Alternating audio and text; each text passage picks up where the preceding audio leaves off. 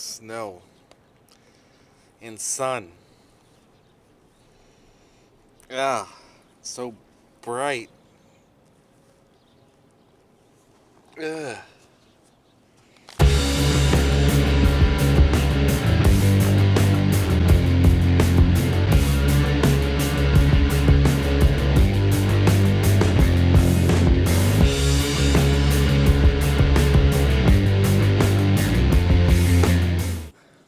So welcome to today's installment of Mike's Vehicle Vlogs. Today is January 31st, and I know by the time that this airs, it's probably going to be like March or something. And I know a lot of these vlogs have been pertaining to like the weather and the snow and the cold. But guys, honestly, that's all I've got right now. Obviously, I can't really do a whole lot of repairs or anything because of this, and as of right now, in 2 days, they're calling for another winter storm that is not necessarily going to bring snow at this time to the area, but it's going to bring ice. So this is all going to be ice, you know? However, I think the cold did do something to the Saab that we're going to talk about here in a moment. So there probably is going to be a repair on that. Well, once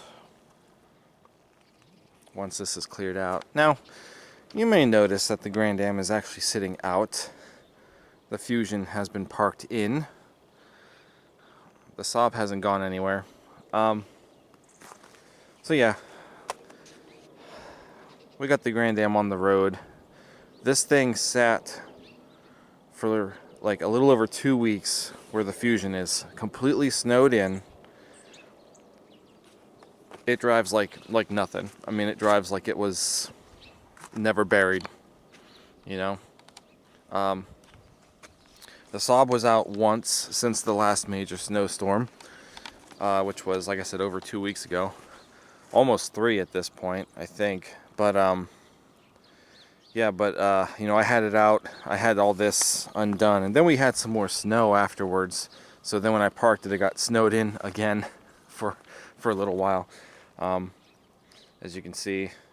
So it's but I can't drive it at all right now. This side looks good. Actually, you can see it looks fairly clean, you know, because it was sitting. You know, it don't look all that dirty. It looks really good compared to the Grand Am, which looked almost immaculate from the 2 weeks that it was sitting over there. But now that it has been on the road, obviously it is no longer looking all that clean. So let me get the Grand Am warmed up. We will start the Saab, and I'm going to tell you what happened to the Saab, or maybe show you. And while we're at it, I promised you guys a CarFax report on the Saab. Might as well deliver that while we wait for this thing to warm up. Now, I will say, I did mention to you guys that the cold, you know, took a toll on the Saab. It kind of took a toll on the Grand Am in a little bit of a way. Do you guys remember our window issue? Well, it kind of happened again, but I think I caught it. So I went to go use the window, not even really thinking, and we had some ice that was here, so half of the window started going down, and it pulled the other half of the window up out of the clip on the regulator. So the window almost fell in, but I think I was able to save it. It's up, so I think I got it in the track, in the thing. I hope. It wasn't going down when I was pushing on it. It's not really moving, so I think I saved it.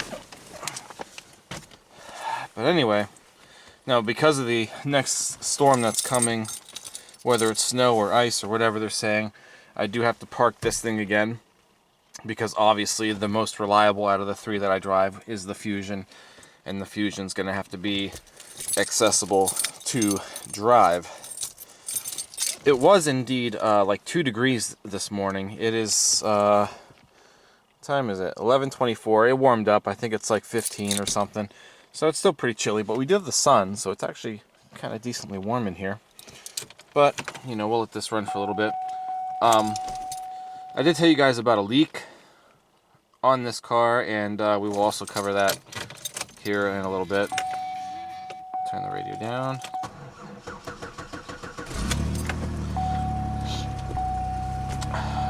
Thinking a starter is going to have to be replaced.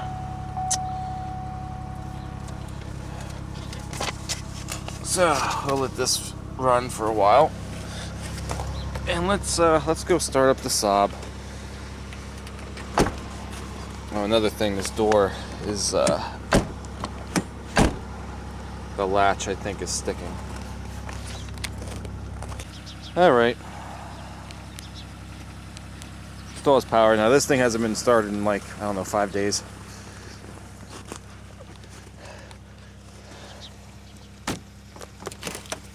Try not to make a mess on the inside of this thing. I want to drive this car, and oh man, I want to drive it and obviously get it out of here, but I don't think I can. That's like heavy ice, man. That's not going to go anywhere. Oh, well, here we go. Oh yeah, that's cold. All right, let's start up the Saab. No radio. Not yet, anyway. Nice. Started up really well. Right low beam failure. Oh, it's gone. Still no radio. Lots of vibrating cold parts. So I came in here the other day.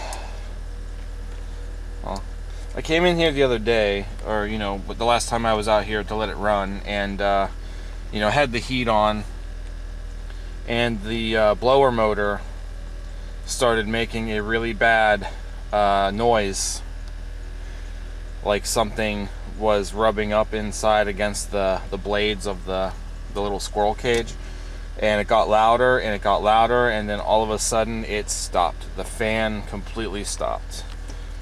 So it probably is not going to work. Nope. See, it is on max. We have no fan.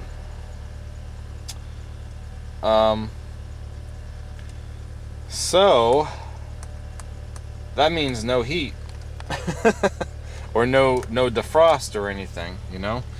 Yeah, it is up all the way. I tried banging on the bottom of the, you know, dash to try to maybe get it undone, but we got nothing. There's nothing there. So, is this working? No? No. So no radio.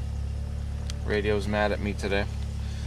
So, I don't know if maybe something from the cold fell or got into the blower motor housing, because that's almost what it sounded like something fell in or was hanging in there or something, and it was rubbing, and then maybe it caught, you know. Or did the actual blower motor, did it actually like explode or something? Because there's no noise. It literally just, I feel like is hung up. Something's hanging it up, you know. So before I actually dig into, you know, oh, our radio's on. Before I actually dig into buying a blower motor, which they're expensive. I mean, they're over $200 for this car, and that's what I priced out at the local parts store. So chances are it's probably going to be a junkyard part if I need to buy one. But I want to pull it down and see if something is stuck, if something actually kind of got stuck in it, and I really don't want to do that until I have a little less snow on the ground, or ice in this matter. But yeah, it's not working, and with how cold it's been and such, we cannot drive a car with no heat. Even though the seat's heated, and granted it feels great, but like, you know, you got to get all this, you got to keep the windshield clear and stuff, and if I have no air blowing onto it, no heat, then obviously I got nothing to keep the frost and stuff on the windshield, off of the windshield. So yeah, unfortunately, that's really the only thing wrong with the Saab right now. It'll run. It's running fine. Actually, it started up like it hadn't been sitting for as long as it has either. So, I mean, real good car so far, but yeah, I can't do anything with until we do the blower motor, unfortunately. But while we are here in the Saab, as I promised a little while ago, I do have the official CarFax report on this Saab, and you know, it's quite a few pages, but there really aren't a whole lot of service records recorded with CarFax as I was imagining that there would be. A lot of it turned out to be like license plate registration renewals and such. That's really all that they've been. But I can tell you a little bit more about the background of the Saab. So, according to the CarFax, well, okay, so here's the thing. When I got this printed, it was not that long after I had gotten the car. So, it does say there's a total of 4 owners on here. But my stepsister, I think, is owner number 4, because of the amount of time that it says owner number 4 had the car. So my information really didn't show up on here yet. So I do want to technically say I'm owner number 5 with this car. But it does say 4 owners as of right here, ending with my stepsister.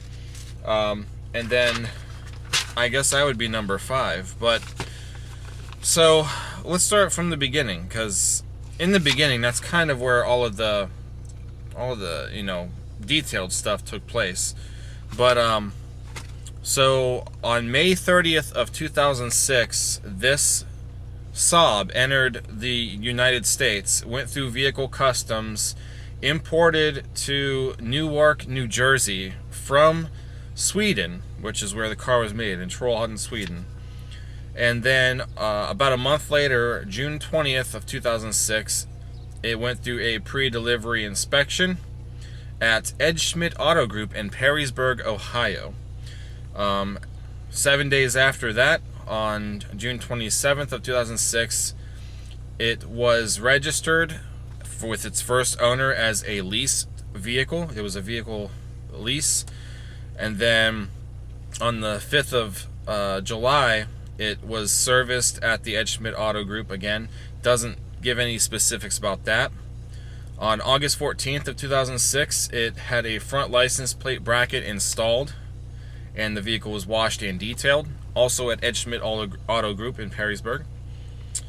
And then in September of 2006, on the 29th, the vehicle was detailed again, and it had a front end alignment check. On April 26th of 2007, at the Ed Schmidt Auto Group, the 10,000 mile service was performed, but it doesn't give any more specifics about that. November 28th of 2007, we finally have an odometer reading, 16,403 miles.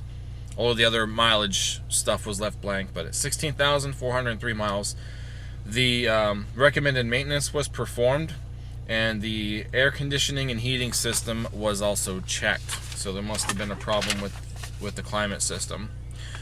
And then July 23rd of 2008, at 23,293 miles, the Ed Schmidt Auto Group serviced the electrical system, the body electrical system. So there was something going on there. And then August 7th of 2008, at 23,664 miles, the vehicle went to auction. Already? So it didn't really say, you know, if the lease was turned in or not, but it said that it went to auction. So whether maybe they defaulted on their lease or something, I don't know. But then on August 12th of 2008, just a few days after that, it went to a dealership, Dick Bigelow Chevrolet in Cleveland, Ohio. I don't know if that's still there or not.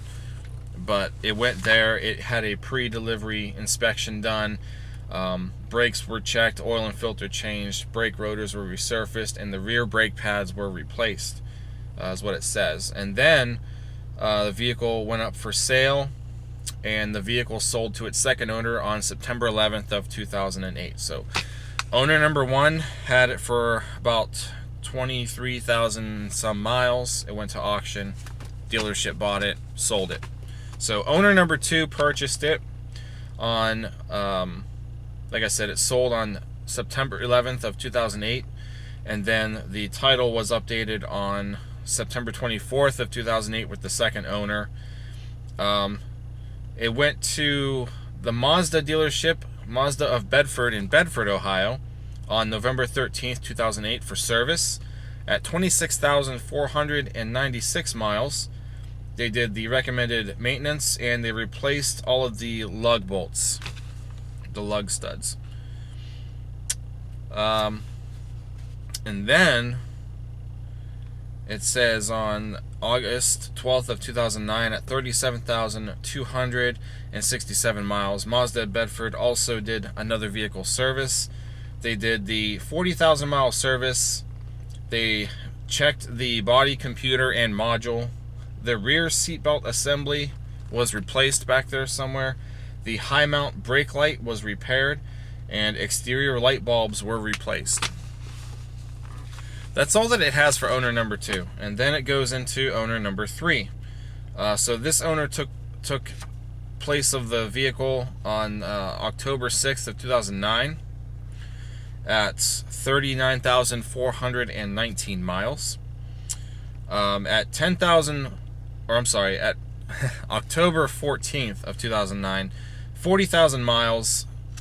Collection Motorsports in North Olmsted, Ohio, did the maintenance inspection. They checked the body electrical system again. A marker lamp assembly was replaced, and the steering and suspension was also checked. And then on December 9th of 2009, Collection Motorsports in North Olmsted did a 40,000 mile service, is what it says. And then the body system, the electrical system, was checked again. A lot of electrical things, which I have read kind of, about on these cars. January 14th of 2010 at 47,341 miles, the steering and suspension was checked at the North Olmsted dealer again, Collection Motorsports. February 15th of 2010 at 49,916 miles, the engine electrical system was checked, and the AC and heating temperature controls were checked also again, also at Collection Motorsports in North Olmsted. Then on April 21st of 2010, it just says vehicle was serviced, 54,856 miles. Doesn't really give any description. And then from there, in 2011, registration renewed. 2012, registration renewed. 2013, registration renewed. Then we get to July 10th of 2015. The mileage completely spiked on this car. 145,320 miles. Pep Boys here in town. Serviced the tire condition and pressure checked. Tires were balanced. Tire was repaired, and also did a maintenance inspection. Then we have registration renewed. And then May 30th of 2017, 159,056 miles. Mazda of Bedford in Bedford, Ohio, did a tail light bulb replacement. Then registration was renewed. February 3rd of 2019 at 174,128 miles. Pep Boys again did some other tire work to it. And that was pretty much it. There's one more service record for the third owner, June 12th of 2019. The Swedish Solution in Chagrin Falls, Ohio, did an oil and filter change, and they replaced the drain plug as well. And that's it. And then owner number 4 was my stepsister. Vehicle purchase report in July 27th of 2019. And from there, it literally has just been all registration renewal, including mine. So that's why it still thinks that I am owner number 4. Probably not now, but I'm assuming it's because it was shortly after, you know, I signed the title, or we had the title transferred to my name, and maybe it didn't get a chance to really update in their database yet. So that's it. I wish there was a little more detail about more of the history with this car, but unfortunately there is not. And it's okay, but you can just, you know, the mileage really spiked within, you know, the few years of this report, you know. And I'm not saying the CarFax is wrong by all means, that's not what I'm getting at, but it just goes to show, like, you know, from April of 2010, it was at 54,856 miles, and then 5 years later, 145,000. You know, the car got a lot of driving use in a 5-year period, and that's what that shows there. So there it is. There's our CarFax, as promised. All right, so I moved the Grand Am over behind the Saab for a moment because I wanted you guys to see that, yes, you know, leakage, and it definitely has a red tint to it. My fear is it's transmission fluid. And you know what's weird is it doesn't really leak until it sits. You know, a couple of other darker spots here. Not sure if that's also this or if it's something else. Like, I just don't know at this point. But this for sure is either, you know, my suspicion honestly was transmission fluid. But I don't know. I don't know if it's transmission fluid. It's been leaking long enough now that I would have thought that I would have seen some difference in how the transmission's acting. And where it's leaking from, you know, you gotta figure the front of the car was probably about here-ish. That's definitely more so behind the engine. Part of me is honestly wondering if it's power steering at this point. I don't know. When I tried to look under the car and, you know, take a look, it looked like it was coming from the back of the transmission pan, but I couldn't see up high enough, and there's a chance that it could be from the rack or the lines, because that's kind of where that would be. The rack would be pretty much behind, it'd be behind the engine almost, and right up alongside the back of the transmission pan, just higher up. So it could be a leak from either the rack or the power steering lines. It does look pretty clean, honestly, to be transmission fluid. I would imagine that the transmission fluid would be a lot darker than that. Power steering fluid, I would imagine to be that dark. And I did check the fluid, but I'm not going to do it now. But the fluid wasn't full.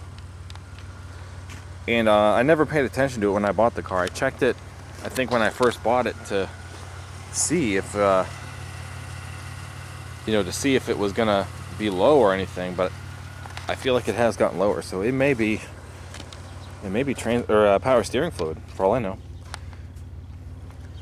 So I don't know. We'll keep an eye on it. But that is what it's doing. It's dripping along somewhere. You know, it's not just in one spot. But I don't know. Part of me thinks now it might be power steering fluid. Too early to tell. But at least I can keep an eye on the power steering fluid. I can't check transmission fluid on this thing.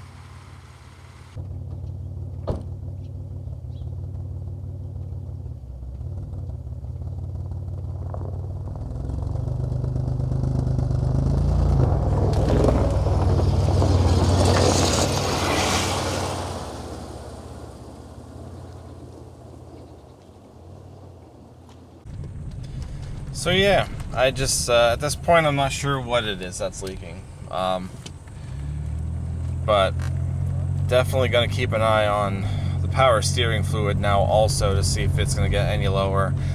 And then again, I can't really do any repairs, whether it's the transmission pan, which probably should be done anyway. I know the lines have to be done for sure, but yeah, it's either going to be, no matter what I got to do, I can't do it obviously at this time with all of the snow here on the ground.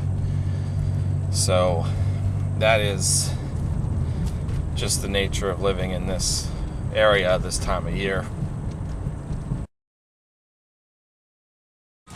Alright, so we're home now, and I've decided that I'm probably going to go ahead and get the Saab out of that little spot there. Maybe get all the rest of the snow off of it, because if we're going to get all this ice in the next few days, it probably is going to make it tough to even, you know, break off the surrounding snow and stuff. So I at least want to get a path and get it moved and such. So we're going to go back to the Saab, and maybe just for the heck of it, because I'm not going to invest a whole lot of time into it today, but I do believe there is a cabin filter on the Saab, and maybe, just maybe, if we can figure out how to get the cabin filter out. The cabin filter usually sits above the blower motor. Oh, hello, squirrel. Look at the squirrel.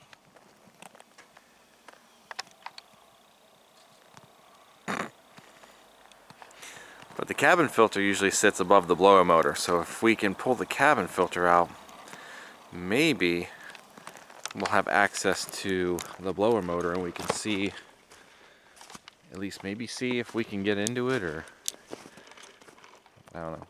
I'm not sure. I don't know how it's set up yet, so. But we'll dig out some of this stuff here and we'll back it out.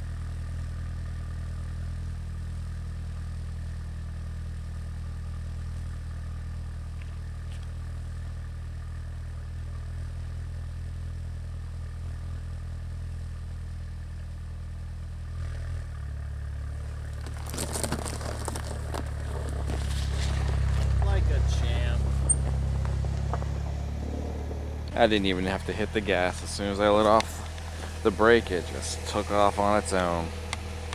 What a beast. Oh, look at this. Look at this. Whoa.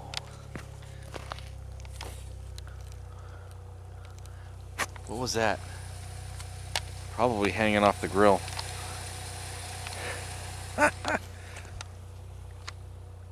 Oh, that's cool. Oh, lots of melty stuff. 1 point froze over. Alright.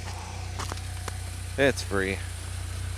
Now, as I have mentioned, I am not investing a whole lot of time into this today. But is there access to the cabin filter from the glove box? I don't know. What's this? What's this thing? I can't see. Is that that? No? It moves up and down. Wait a second. This is an air-conditioned glove box. No way. Holy crap.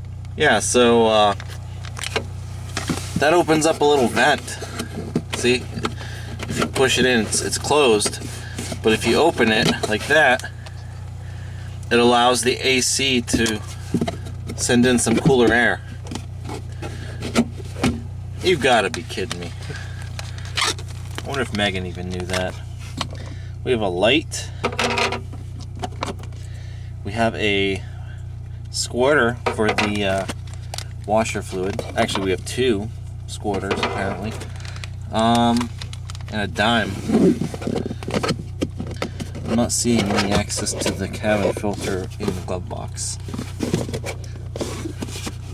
Unless it's a glove box out job. Like I said, I'm not really investing all that much time into it today. But let's see what's under here. Junkyard writing. Is that my whole blower motor? I think that's part of it. Now I know that she said the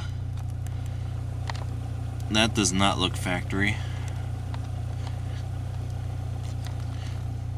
Now my stepsister did say that the resistor was replaced. Turn it back on. I can hear it trying to do something. Oh, it's freaking wet. Ooh, it is soaked. Yeah, I bet ice or something got in there.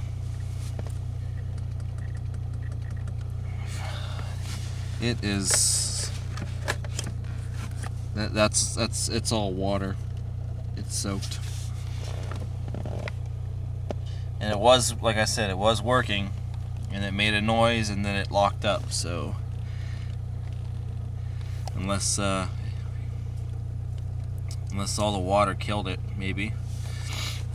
I don't know. Like I said, well, now I kind of want to look into it now that it's wet. God darn it! I don't have all the.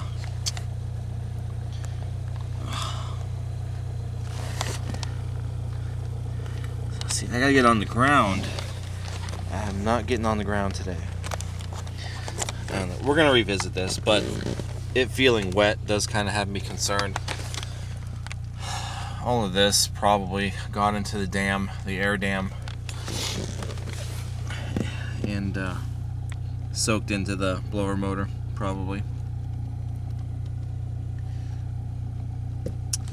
All right. Well, as I mentioned, maybe next vlog I'll look into it a little more, but that's probably what ended up happening. Like when it's on, I hear noises a little bit, like something's trying to work, but I don't know. I really hope you don't have to get to the filter from the outside. I never even thought of that. Yep, according to online resources, that cowl or that air filter is actually under this cowl. So, chances are that all this water or all the snow did somehow get in there. Alright, so yeah, it's under this. Pull the plastic or the rubber molding back, and then there's a retainer pin here, and then it lifts up, and there's another cover, isn't there? Yeah, there is. Is it this? Oh, I see. It lifts up. There's the cabin filter, and yeah, there's a bunch of water in there. This comes out, I think. Alright. So how do you get this thing out? Look at all that ice. That is a large thing of ice right there. Holy crap. Yeah, alright. So, that does explain that. Darn it. So yeah, it was most likely ice. Alright, so I pulled the top half of the cabin filter away. It is frozen to the, bottom of it. It's kind of gross looking, so we're gonna have to replace it anyway. But I was able to get a good, view of the blower motor from here. It's kind of hard to see, but it's definitely got ice all around the rim. See, and some over here. So I'm pretty sure this blower motor is jammed up from ice, is my guess. That's probably all it was. Yeah, it's all ice. I got it unjammed.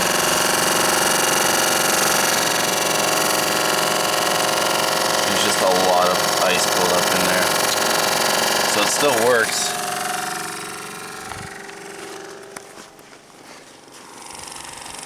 But that's the noise that I was hearing, and then it stopped.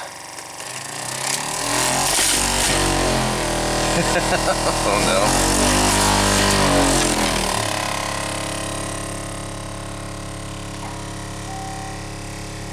The whole dashboard's shaking.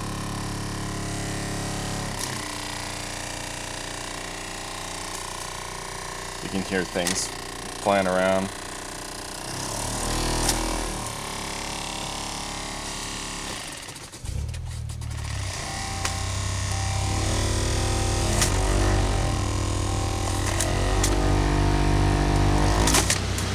Ah, there we go. Jeez. Oh man.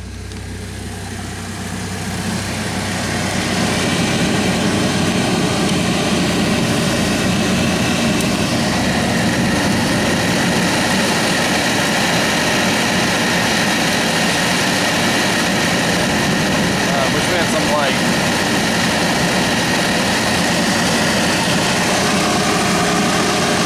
Alright, so the good news is the blower still works. Ice jam. See, I wasn't going to be invested into this all that much today, but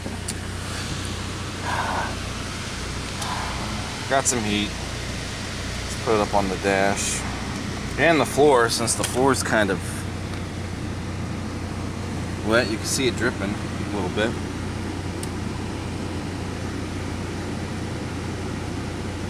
That is certainly not good that all that water got in there.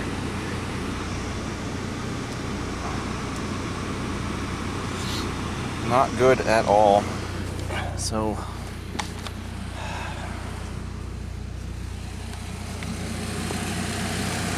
sheesh.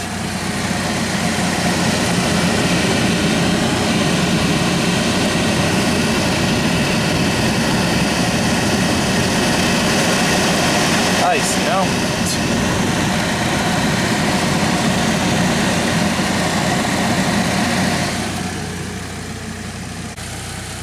Alright, so all that's back together. Well, I guess I should probably go drive it now. Since kind of got that all cleared up.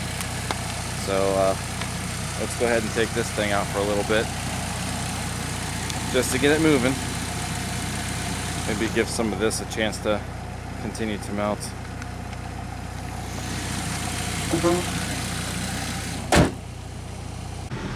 Oh man, guys, I'm going to roast in here. Oh no, I might have to put the windows down. But I want that to kind of clear out some. Well, I guess it's good that I don't have to replace that blower motor, at least not just yet. But it is still very bizarre that at how much ice had accumulated there. And granted, you know, the car was sitting for, you know, a long while during all of this winter stuff, and the temperatures have actually been, you know, single digits, and you know, stuff melts. And I think normally all of that water does not collect where that filter is. I think there's a little pedestal there that the filter goes into, and the water's supposed to stay off of that pedestal. But I think with just the fact that the car hasn't really been driven all that much, and the fact that how freaking cold it's been and everything melts and it's gonna refreeze, that's probably what happened. Oh, there goes the rest of the snow off the back. Yay. So I'll drive it around for a little bit, go home, and we'll call this vlog, because this vlog has been full of pretty much nonsense, I guess. Whew, that was a grueling half hour. High heat the entire time, put the window down. Whew, the sun.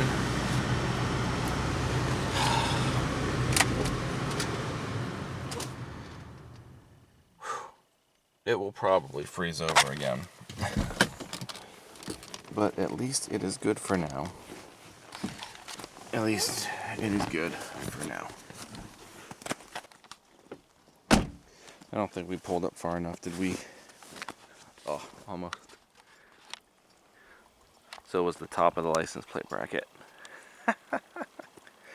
That's funny. That's funny.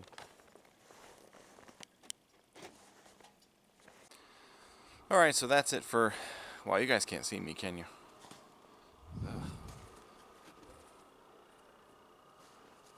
Okay. So that's gonna wrap it up for today's vlog. I know pretty much a bunch of nonsense today. Thought for sure we were gonna have to replace something on the Saab, that blower motor issue, but just ice. Who knew? Part of me kind of thought maybe it was that, but I don't know. I'm kind of surprised at how much water collected there and froze, so I don't think that normally happens.